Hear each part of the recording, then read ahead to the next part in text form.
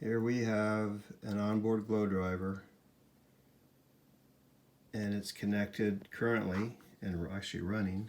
It's connected to a Life 6.6 volt battery to control and power the board. I have it connected through a switch.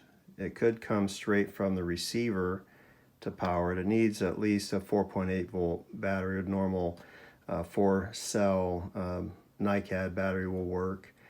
You can see the LED is lighting up as it's energizing the glow plug. We have a nickel metal hydride sub-C 5,000 milliamp battery that I bought off from Amazon. It has the tabs on both ends so it's easier to solder, but obviously you don't need to have that. It connects to the board in a spot labeled for the glow driver or the battery. It's got a 1.2/1.5 volt label, and it has a battery minus and battery plus, so you'd solder those wires on. Then we have the glow plug connected to it as well, and we have the plus and minus for the hot and cold going to the glow plug. We have a potentiometer that adjusts the resistance to the glow plug, that monitors the resistance of the glow plug.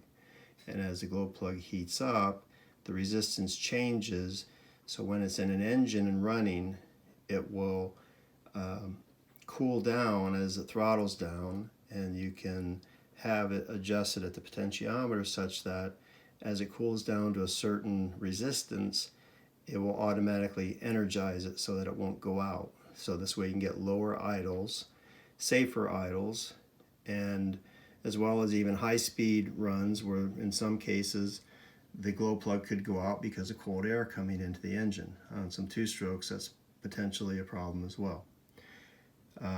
So again, we have the potentiometer. I put it on a little remote circuit board here just so that you could easily mount it somewhere else in the airplane instead of having the board right up against the top of the fuselage.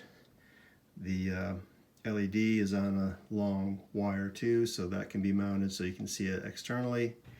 And I always use a switch on mine just so it's a safety factor. You can turn it on when you're ready to start the engine.